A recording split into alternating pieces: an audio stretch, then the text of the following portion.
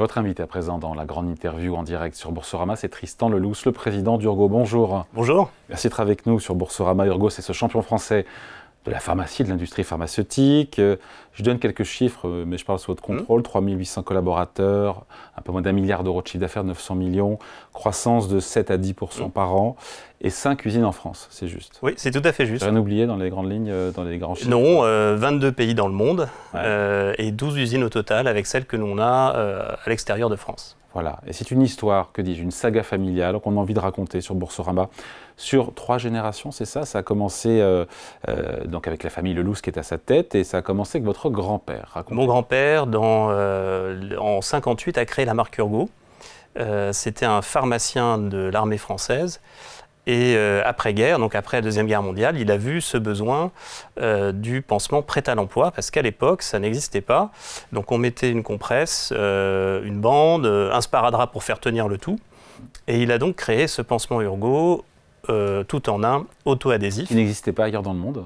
Qui n'existait pas ailleurs dans le monde, oui. Incroyable. Donc c'était une première mondiale, et ça s'est fait en France déjà à l'époque, et c'était le pansement Urgo. Voilà. Et j'avance un peu dans le temps, mais tout s'accélère, j'ai le sentiment, en 1973, avec le lancement du fameux pansement à trous, Urgo. Alors on se souvient du slogan « Il y a de l'Urgo dans l'air, il y a de l'air dans Urgo ». Et effectivement, il y a eu cette innovation au tournant des années 80, avec ce pansement micro-aéré. Et par la suite, Urgo n'a pas cessé d'innover pour être à la pointe de la technologie médicale, encore aujourd'hui. Et ce pansement Urgo, ça pèse combien aujourd'hui dans le chiffre d'affaires? Alors, il y a des déclinaisons, évidemment. Oui, alors en fait, aujourd'hui, on a 2 métiers. Donc, on a un métier grand public, avec le pansement disponible pour toute la famille en pharmacie. Et Urgo Médical, qui pèse aujourd'hui la moitié du chiffre d'affaires, ce sont des pansements qui sont prescrits et remboursés pour le traitement de plaies chroniques à l'hôpital. Et donc, au total, ça doit être autour de 70% de notre chiffre d'affaires qui est fait avec la marque Urgo et avec des pansements. Voilà. J'oublie dans les autres dates clés, avant de parler de la gouvernance. 2000, le lancement de cette activité médicale, avec une innovation qui était un tulle qui est allé concurrencer ce qui existait à l'époque, le tulle gras. Le tulle gras, c'était de la vaseline sur une trame. Vous mettiez ça sur un grand brûlé. La vaseline s'évaporait, vous retiriez la trame en retirant les lambeaux de peau du grand brûlé, donc ce n'était pas très efficace. Et on a innové avec un produit, une technologie qu'on appelle TLC, où la vaseline est incorporée dans la trame, donc on maintenait la plaie en milieu humide, micro-aéré. Et ça a été la grande innovation qui, en 2000, nous a permis de développer cette activité, donc Urgo Médical, qui aujourd'hui représente la moitié du chiffre d'affaires. En 2000, c'est la 2e génération. C'est la 2e génération, donc à l'époque, c'était donc mon père qui a pris la succession de mon grand-père. Et c'est en 2019 qu'avec mes 2 frères et moi-même, on a repris la tête de l'entreprise. Voilà, avec une présidence tournante. Voilà, une présidence alternée. Mon grand frère a commencé il y a 4 ans maintenant. Et donc c'est à mon tour d'être président d'entreprise pour 3 ans. Et mon petit frère donc, prendra ma suite bientôt. Bon, qu'est-ce qui se passe quand vous n'êtes pas d'accord? Ça doit arriver qu'il y a des moments où vous ne soyez pas d'accord. C'est le président qui a sa voix compte double. Alors, la voix compte double ou pas du président? Oui, on a essayé de créer un système de gouvernance où on est obligé finalement de se mettre d'accord. Alors vous savez, quand vous travaillez en famille, c'est une discipline de tous les instants. C'est-à-dire qu'il faut accepter de ne pas être d'accord. Et c'est normal dans la vie de toute organisation. Il faut savoir l'exprimer et argumenter de façon assertive pour trouver finalement une solution. Et c'est ce qu'on fait voilà, depuis maintenant 4 ans avec mes 2 frères et plutôt avec succès. Votre branche grand public, c'est donc aussi 50%? C'est ça, c'est l'autre moitié du chiffre d'affaires. 50-50. Et il n'y a pas que les pansements Urgo non plus, parce qu'en fait j'ai découvert que Humex pour les gros rhumes, c'est vous, les vitamines Alvitil, c'est vous, le charbon Belloc, c'est vous, pour les lendemains de soirée où on a bien mangé et bien picolé. Tout ça c'est vous, hein? Tout ça c'est nous, toutes ces marques. Donc effectivement. Ce sont des rachats alors certaines marques sont historiques. Juvaming est une marque historique, Humex également. Et d'autres sont issus de rachats, Mercurochrome, Alvitil, Rickless. Ce sont des marques qu'on a rachetées au fil du temps. Rickless, vous avez l'alcool de menthe, pour avoir bonne haleine, qui est disponible en pharmacie. Donc ça c'est nous aussi. Et donc ça c'est issu pour le coup d'un partenariat. Diversification qui n'est pas finie puisque vous êtes aussi sur le segment des compléments alimentaires. pour les cheveux, pour la peau, pour les ongles.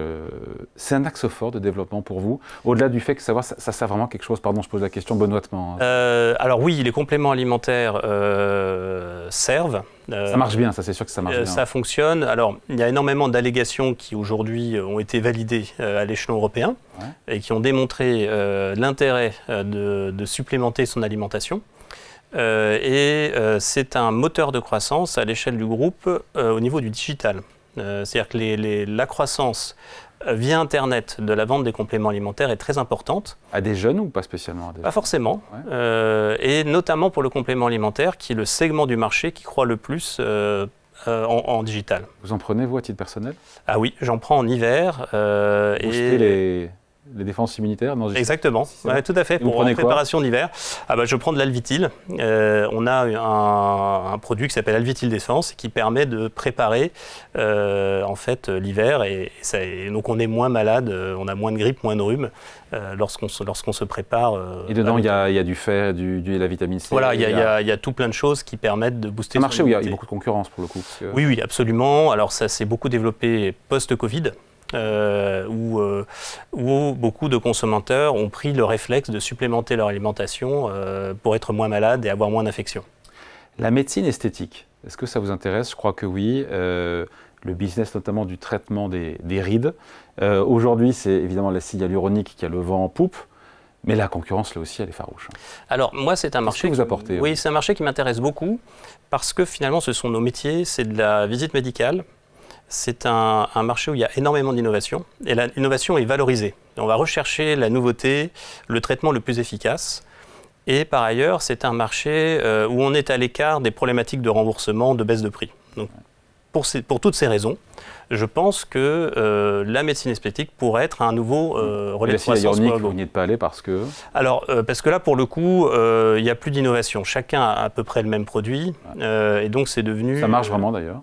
Ah, ça marche, oui, tout à fait. On va faire du complément de rides avec de l'acide hyaluronique. Ça dure entre 3 on va dire, et 9 mois en fonction des types de traitements. Mais ça fonctionne bien. Ah, donc c'est plus des crèmes, ah oui, c'est un complément alimentaire. Ce sont des injections. Des injections de comblement de rides que vous faites chez un spécialiste. C'est vous ça? Non. Non, ça on ne le fait pas. Je vous explique le marché. Voilà. Oui. Et donc par contre, on ne va pas rentrer dans ce marché-là parce qu'on est à la recherche en médecine esthétique d'innovation. Donc vous cherchez? Alors tout à fait. Donc alors pour le moment, on a un embryon d'activité en médecine esthétique qui s'appelle UrgoTouch, qui est un laser qui améliore l'impact cicatriciel post-opératoire. Ah oui, c'est autre chose, c'est pas de la médecine esthétique. C'est quand même de la médecine esthétique, puisqu'on est dans le... Mais de reconstructive, je ne sais pas si on le dit comme ça, mais...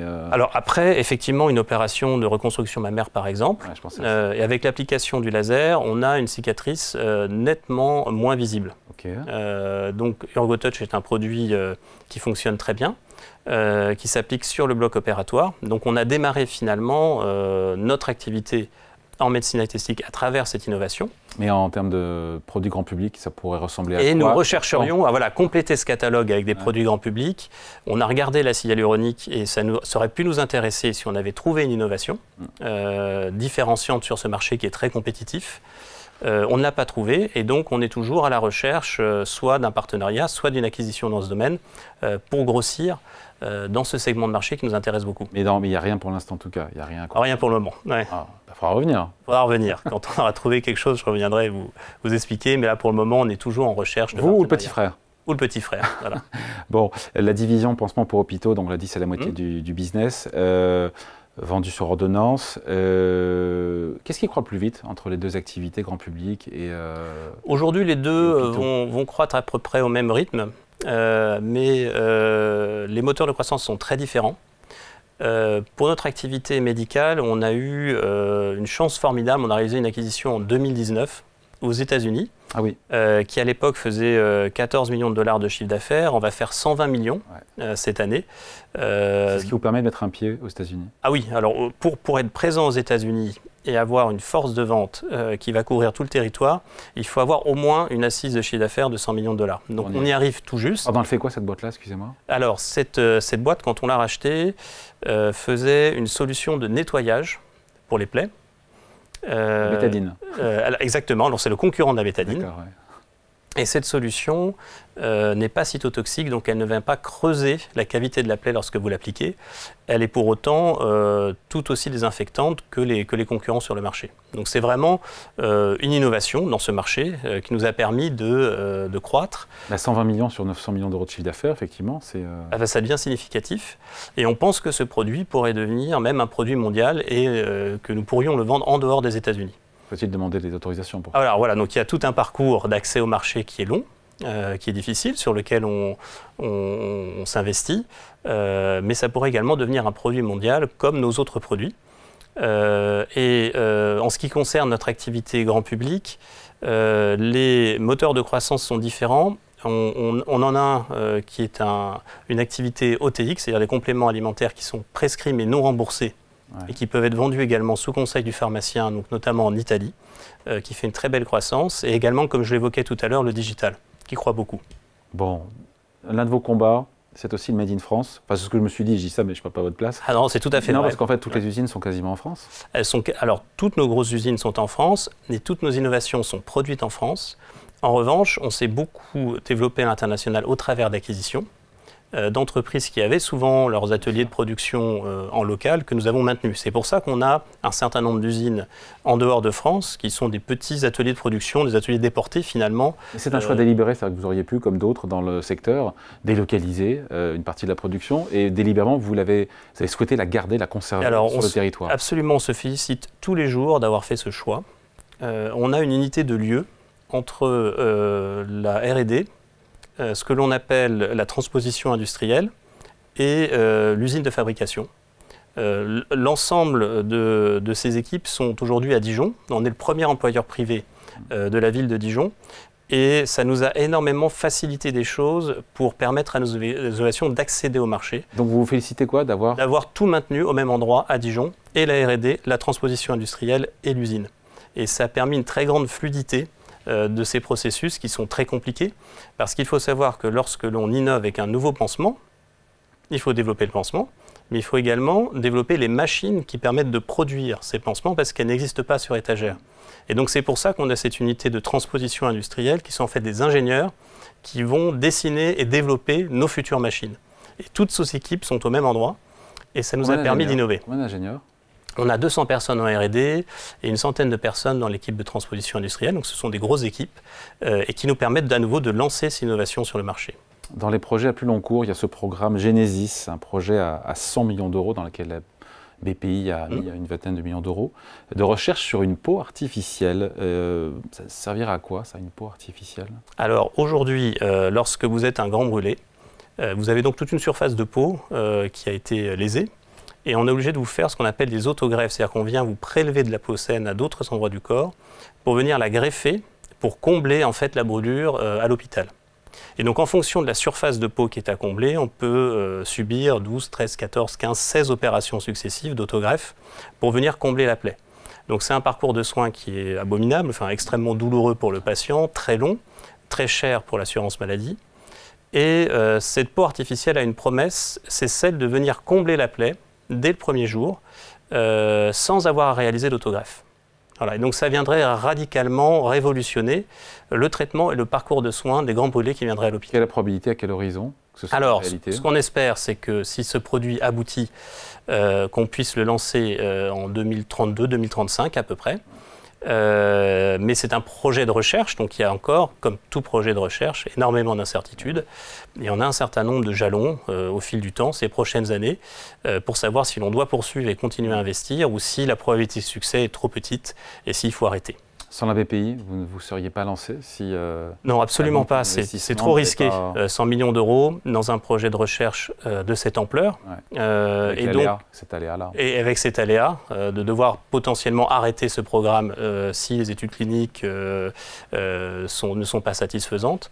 Et donc avoir cette aide de l'État nous a vraiment permis d'avoir la sécurité financière suffisante pour nous lancer dans ce projet. Bon, on est sur Boursorama, donc il y a des questions évidemment qu'on se pose. Je me suis dit, tiens, mais si ça marche si bien, pourquoi ne pas songer à une introduction en bourse? Non? Alors on est tellement contents, mes deux frères et moi, d'être indépendants, de pouvoir prendre nos décisions tout seuls, que tant qu'on a les moyens d'investir pour innover, pour nous développer. Oui, mais ça vous donnerait une plus grosse surface financière pour réaliser de nouvelles acquisitions. Ah oui, mais on ne peut pas tout avoir dans la vie. Et donc, ça n'a pas été un frein. Ça n'a pas été un frein dans notre développement. Mais ça pourrait être un accélérateur. Et ça pourrait être un accélérateur pour faire de grosses acquisitions, potentiellement. Mais c'est niette pour l'instant. Mais pour le moment, on est vraiment content d'être indépendant. Et on est ravis de notre fonctionnement. Et à nouveau, de pouvoir vraiment prendre nos décisions en finalement ne rendant des comptes ni à un banquier, ni à un investisseur.